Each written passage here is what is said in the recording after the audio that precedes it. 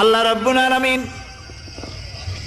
কোরআনে কারীমের ভিতরে নবীজির নাম একটি বারের জন্য নাম ধরে তাকে ডাকেন নাই, বরং তিনি বলেছেন তোমরা পরস্পর পরস্পরকে যেভাবে নাম ধরে ডাকাডাকি করো আমার নবীকে সেভাবে নাম ধরে ডাকবে না।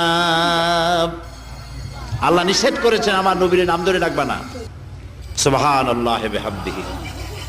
এই পৃথিবীতে যত নবী আসছেন সমস্ত নবীরা হলেন এলাকা ভিত্তিক নবী, অঞ্চল ভিত্তিক নবী।